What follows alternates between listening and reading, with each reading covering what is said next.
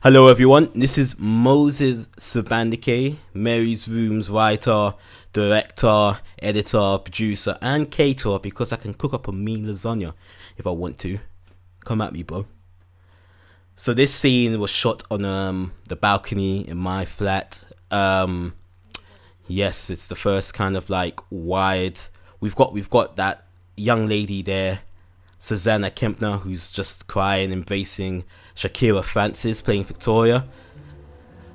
Susanna is a great little comedian on the comedy scene. Check out her stuff, really, really good. And we've got Mary's Room by Moses Ssebandeke. And we introduce you to Nat, played by Eugenia Lowe. An actress that I met at the Theatre 503. I was directing a short play there and saw her on stage. She had great comedic timing, so I said, calm down, be my Eugenia, be our comic relief. And yeah, so she's playing kind of like a jaded nurse, probably been in there for 10 to 15 years, doing her thing, doesn't really care anymore. Seen it all, she's seen it all, you know.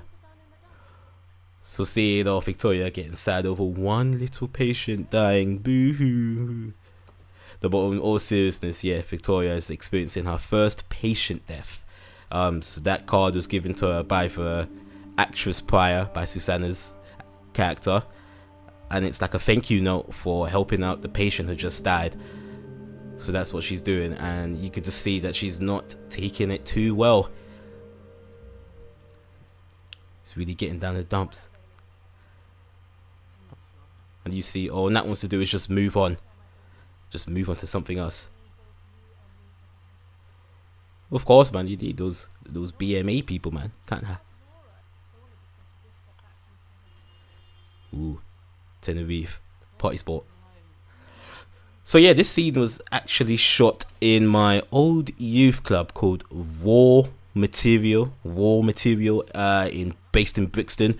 It's a music and media place. So this is actually a studio. This is a music studio.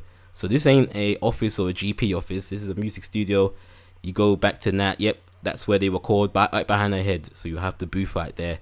So yeah, you've always got to be use your initiative when no GPs want to give you a location. Just go to your old youth club and say, can we use it? So big up Raw Material. So out of there. She forgot the drugs. Yeah, biters. Like my mum, who's a nurse, has told me so many stories about patients being biters, throwing feces at the nurses, just doing like really, really weird stuff. So these are some cutaways in South London, in my area. Not gonna let you know where I live exactly, but yeah, South London. That's all you're gonna get.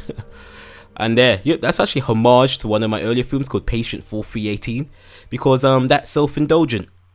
Homage my own films. That's how I go. So there, yeah, we got Lorna Anders, who actually came on board 2 days prior before filming, because we had 4 actresses drop out, and she came 2 days of prep, came on board and smashed it. So she effectively helped save the film. So big up Lorna. Thanks for that.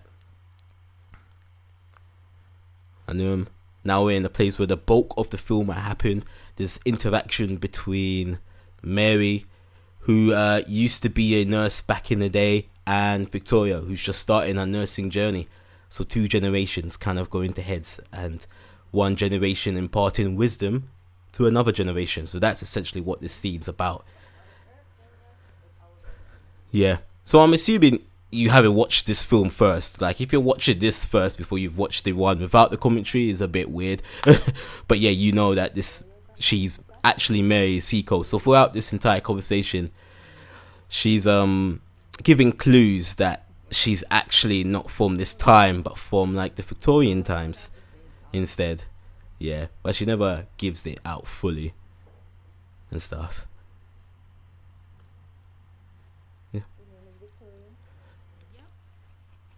Yeah.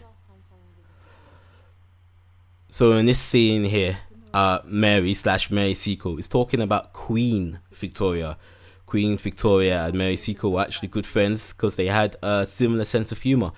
I think there's the famous line that Queen Victoria said. Don't know if she actually said it because sometimes it could be fake, but famous line of, We are not amused. So that was just like a little joke to that for the dementia as well. So Victoria's also had like an older relative, a grandmother that was a nurse as well. So that's like homage to the nurses that came to the UK during the late 40s, 1950s, 60s to help bring up the NHS, because the NHS had just started. It had to need all this new staff. So the UK decided to bring nurses from the Caribbean and Africa. So that film is kind of like a homage and a salute to them, like nurses from the years prior. So she's letting her, what's eating her up? She can't take the kind of like patient dying, which is sad. But Mary's keeping it real. Yeah. So that is what is important for this character to have, was kind of have that no filter that a lot of old people have. But over a year they've kind of like eroded away, so they don't have that same kind of social decorum that is demanded of people. I would love to get to that stage in life where I don't like really care anymore. I'm gonna say what I want. I've lived a long life. I've got the experience, and I think that kind of like all kind of accumulates to this particular scene here. So the scene here where Shakira starts kind of like trying to stop her choking. Prior scene, she was hitting her a bit hard as well, though, man. That's like, Shakira, damn, wow, she got a mean right hook. That's southpaw, man. Boom, yeah. And that's the fart that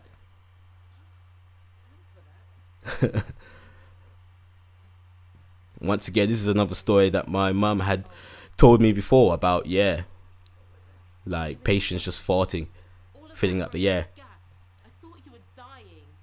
Oh, come on.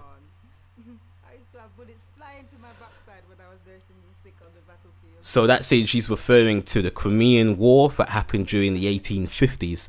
So Mary Seacole would actually go out on the battlefield and tend to the sick, something that no nurses or women would ever do during that time. So that's why she was propped up so highly, because she was like fearless, really, you know what I mean? Yeah, now she is gonna have a little speech that talks about all the problems that she went through trying to become a nurse, because actually around Mary Seacole's time, she went up to Florence Nightingale's office. It wasn't Florence Nightingale herself, but like people who work for Florence Nightingale, to ask to fund for her to go out to the Crimean War to open up a clinic for soldiers. And they said no, they don't want her to come along. So was that about her skin color? I don't know. But anyway, Mary Seacole did it by herself, went all the way there by herself, and was out on the actual battlefield using traditional kind of Jamaican medical remedies to attend for soldiers on the battlefield at the same time as Florence Nightingale. So that's what the speech was about, her kind of like pushing through hard times. So if Mary Seacole can push through it, Victoria can push through this emotional kind of like obstacle easily. That's what she wants to do. So we're going to move on. So she's back at the clinic looking for those medications that she's forgot, which was such a schoolboy error, forgetting the medication, the most important thing you have to remember. Oh, come on, Victoria. Having such a bad day. So naughty. Anyway, she's just searching it, man, and she has like a kind of like an epiphany and thinks like, maybe Nat has it. So she goes down. Funny thing about this shot here, it's at the end of the film, but it was actually the first shot of the day. This was the first shot of the day. We shot this in December, all these kind of clinic parts, and then the other part was shot in February. So yeah, that was like very interesting. So it was right at the beginning with our two lovely actresses and extras right in front of us as well.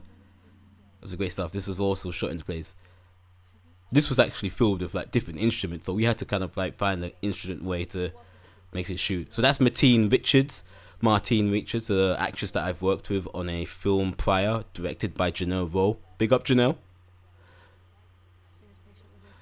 So they're discussing the Mary who they've seen beforehand. Something weird about her. I wonder what it is.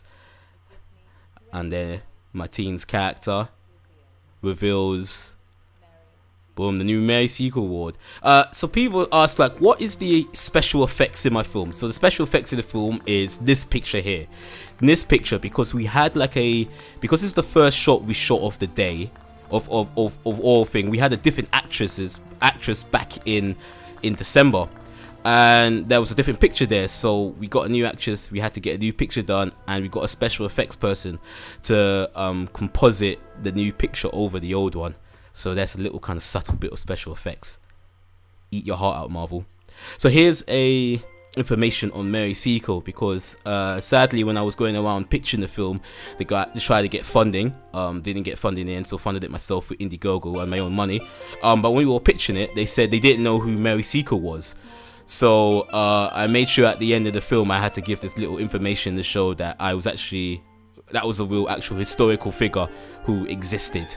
And that was the statue of her that is actually in St. Thomas Hospital in Waterloo. So if you're ever near Waterloo, go check that statue out. It's really good. And these are all my people. Thank you once again. These are the names of the Indiegogo funders who gave like varying amount of money. All very happy. Thank you guys once again for giving your donations and whatnot.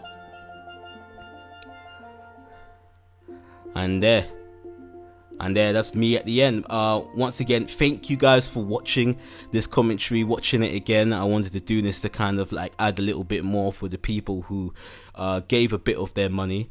So yeah, thanks guys, bye.